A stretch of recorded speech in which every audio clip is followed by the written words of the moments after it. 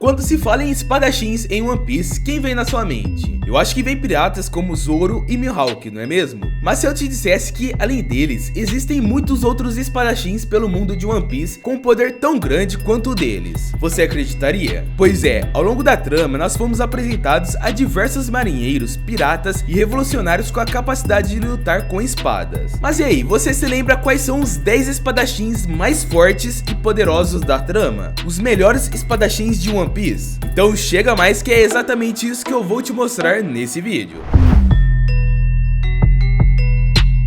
Olá piratas, sejam bem-vindos ao canal Nerdficando. E de fato, existem alguns outros em One Piece que usam só espadas e carregam o título de espadachins. Porém, existem outros que também carregam como espada consigo, porém eles não são propriamente espadachins, diferente de personagens como Zoro e Mihawk, que realmente usam as katanas e as espadas como seu principal meio de combate. Sem a espada, eles não são nada. Por isso, nesse vídeo, eu vou te mostrar e mencionar para todo mundo aqueles que possuem o título de melhores espadachins do mundo. Dito isso, já deixa seu like, se inscreve no canal e deixa seu santório no botão de se inscrever com as notificações ativadas. Já deixa aquele golpe de espada em tudo. Floral Vista. Vista é o 5º comandante da tripulação de Barba Branca, e apesar de ter aparecido poucas vezes, ele já demonstrou uma ótima habilidade com espada. Por ser um espadachim, Vista sempre foi colocado por Barba Branca para lutar nos combates diretos. Isso foi mostrado na Guerra dos Maiorais em Marineford, onde Vista foi acionado diversas vezes.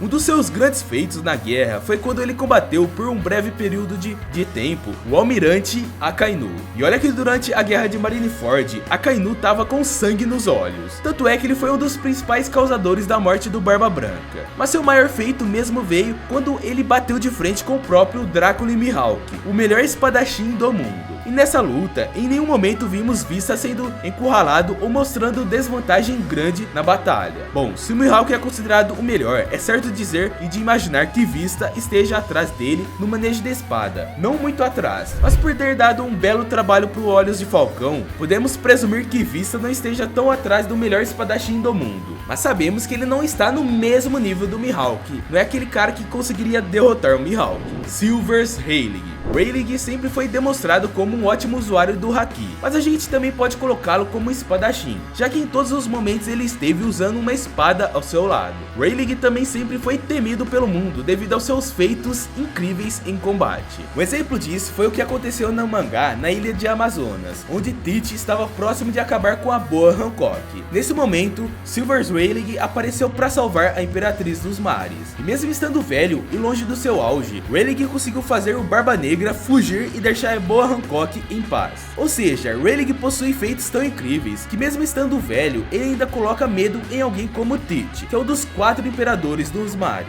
Outro grande exemplo da sua força foi no arco de Sabaody, onde ele usou suas habilidades com a espada para segurar Kizaru enquanto os Chapéus de Palha estavam fugindo. E o Kizaru é um almirante, galera. E olha que Kizaru é conhecido pela sua incrível velocidade e percepção. Só que mesmo assim, Rayleigh conseguiu bater de frente com ele. Então se o Rei das Trevas é tão forte, mesmo estando velho e longe do seu auge, imagina o quão poderoso ele era na época em que navegava com Roger. Certamente isso é prova de que Rayleigh de fato tinha um poder semelhante a de um Yonkou. Kozuki Oden. Kozuki Oden foi um dos melhores espadachins que já existiram. Por ser um samurai de Wano, Oden sempre esteve treinando na arte da espada, onde com sua espada Ema, ele conseguiu provar que realmente era o grande samurai da sua geração. Além de ser um ótimo espadachim, ele possuía uma força completamente fora do comum, onde o mesmo foi capaz de enfrentar criaturas gigantes e poderosas. Com a espada, Oden também fez coisas incríveis, como por exemplo, ele foi capaz de lutar contra Scooper Gubban, um dos principais integrantes dos piratas Roger, e ele também demonstrou ser crucial durante suas aventuras ao lado do Roger até alcançar o One Piece. Mas seu maior feito foi quando ele fez um corte no Kaido, mesmo estando na sua forma de dragão.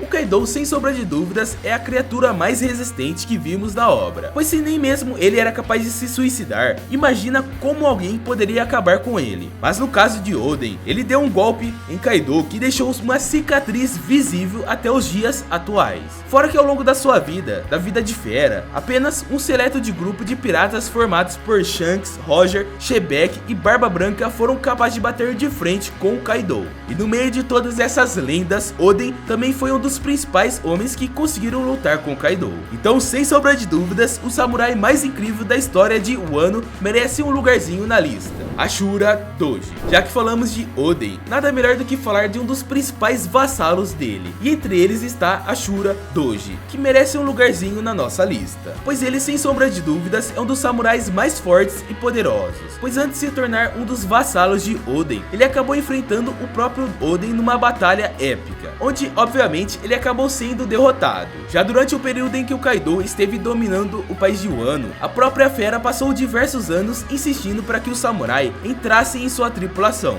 mas como um belo e honrado samurai, é óbvio que o Ashura sempre negou os convites dele. Inclusive, durante um dos convites do Kaido para Ashura, houve um momento em que Jack, um dos comandantes do Kaido, foi em direção ao samurai para fazer um convite para ele, e como sempre, Ashura negou o pedido e acabou enfrentando Jack.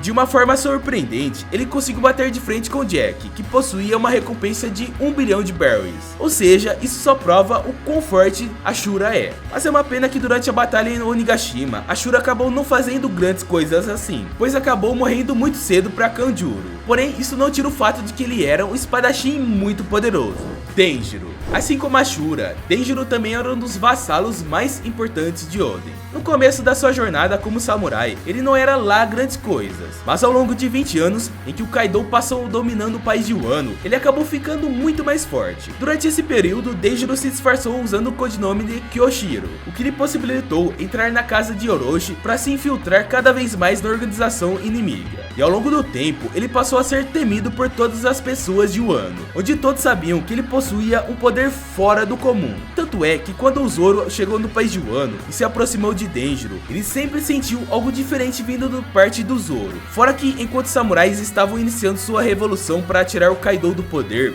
Denjiro se mostrou muito útil para ajudar os companheiros nessa missão. Já no finalzinho da batalha de Wano, Denjiro foi responsável por acabar de vez com Orochi e dar início ao fim de toda a tirania de Kaido e de Orochi. Shimotsuki Ushimaru. Por muito tempo, esse homem foi um dos principais candidatos a ser o pai do Zoro. Até porque, olha pra cara dele, né galera? Ele é idêntico ao Zoro. Mas o Oda desmentiu isso dizendo que ambos não são pai e filho, o que deixou a gente bem decepcionado. Enfim, Ushimaru é um dos 4 daimyos de Wano e um dos samurais mais fortes que já existiram. Suas habilidades são tão grandes que até mesmo alguém como Hyogoro compara as habilidades de Zoro com as dele. É dito que assim que Oden foi morto por Kaido, Ushimaru e os demais daimyos foram um dos principais oponentes dos piratas feras para tentar tirá-los do país de Wano. É óbvio que eles não teriam muito o que fazer para convencer o Kaido e seus homens, mas em compensação eles deram um trabalho tremendo para a fera. Fora que enquanto a pequena Yamato havia sido presa ao lado dos demais daimyos, Ushimaru foi um dos principais samurais que puxaram a fila para soltar a garotinha, onde ele acabou enfrentando novamente os piratas feras e derrotou vários deles. No fim, se a Yamato continuou viva para ajudar na batalha do país de Wano, é porque lá atrás Ushimaru deu sua vida para que ela ficasse solta por aí.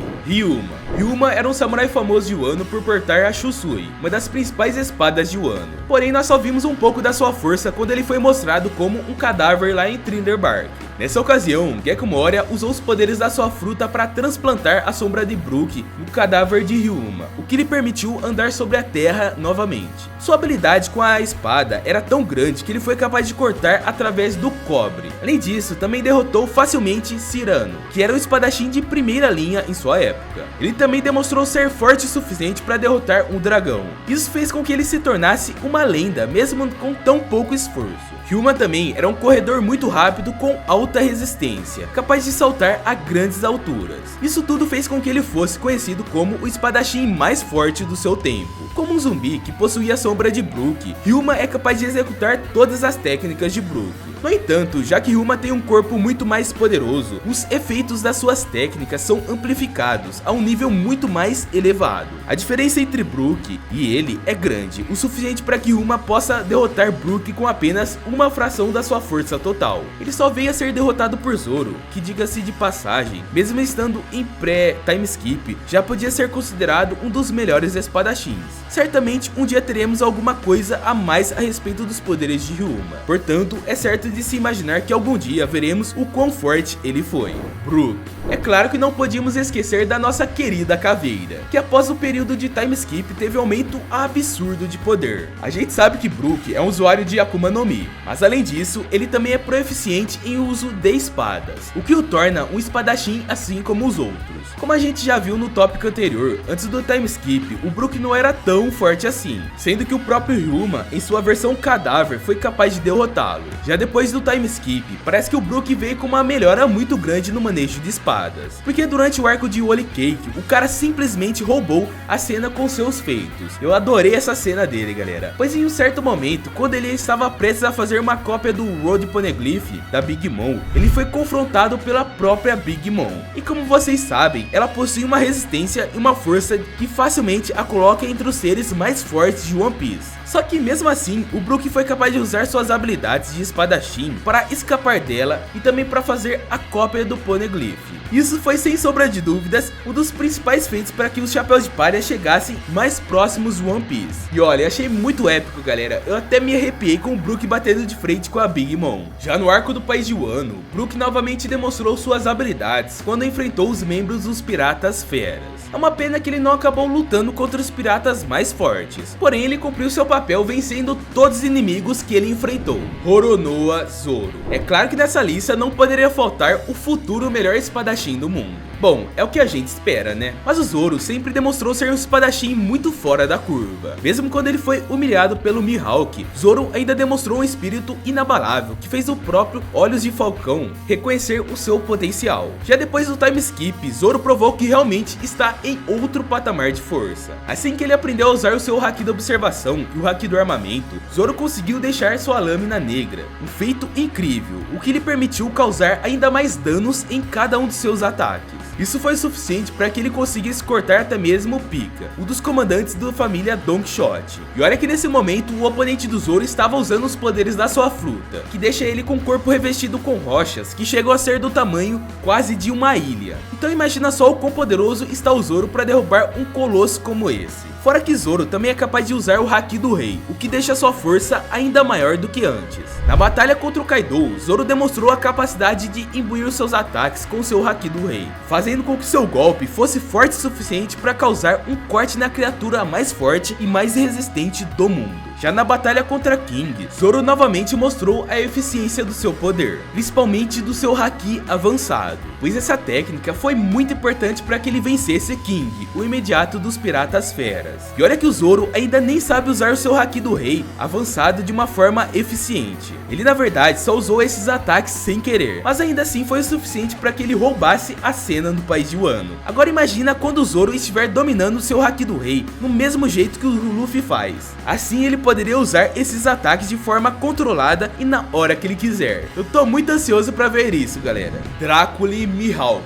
E é óbvio que nessa lista não poderia faltar o proclamado espadachim mais forte do mundo. Desde o primeiro momento em que ele apareceu, Mihawk demonstrou um poder que vai completamente muito acima dos demais. Logo no início da obra, ele demonstrou ser capaz de derrotar sozinho a maior frota pirata resistente do West Blue, que no caso é a frota do navios do pirata Don Krieg. Se bem que não valia muita coisa, né? É um bando de fanfarrões. Mas logo após isso, ele derrotou o Zoro, que apesar dele ainda não ser tão forte como hoje, ele já era muito respeitado pelo West Blue. Uma coisa interessante a respeito dessa luta é que ela só deixa mais claro o abismo de força entre Mihawk e Zoro naquele momento. Porque pensem comigo, naquela mesma época, o Luffy enfrentou um pirata do mesmo escalão de Mihawk, que no caso era o Crocodile, um dos Shinchibukais. Só que mesmo assim, o Luffy conseguiu vencer o Crocodile, mesmo ele fazendo parte dos Shinchibukais, assim como o Mihawk, o Luffy bateu de frente com um Shinchibukai, mas o Zoro não teve chance. Já os Olhos de Falcão, por sua vez, não demonstrou nenhuma dificuldade quando teve que enfrentar o Zoro. Além disso, mesmo o Mihawk sendo um pirata bem de boa, que só fica na dele, o governo ainda lhe deu uma das maiores recompensas do mundo, sendo esta de 3 bilhões e 590 milhões de berries. E olha que o governo sempre leva em conta a influência que o pirata tem no mundo quando vai dar uma recompensa para ele. Já o Mihawk Mihawk, ele é apenas um poderoso, um espadachim que vive de boa no seu castelo e velejando no seu barquinho. Só que mesmo assim o governo ainda lhe deu uma recompensa estarrecedora devido ao seu incrível poder, apenas pela sua força. Fora que também é dito que ele batia de frente com o próprio Shanks, quando ele ainda tinha os seus 2 braços. Ou seja, isso só prova o quanto Mihawk é poderoso. E esse aqui não foi o top 10 dos melhores espadachins, mas que tal vocês decidirem qual deles é o mais forte? Comenta aqui embaixo qual é o top 10 espadachins mais fortes de One Piece. Pega esses que eu listei e coloca em um top 10, em um ranking, do mais fraco para o mais forte. E se você tá afim de ver qual espadachim realmente possui poderes absurdos, tá na hora de você conhecer todos os poderes do Zoro, o futuro espadachim mais poderoso da obra. Então assiste esse vídeo na tela que eu elenco todos os poderes do Zoro. Tem todos os poderes mesmo, garanto que você vai curtir. Valeu por chegar até aqui e eu te vejo no próximo vídeo. Falou!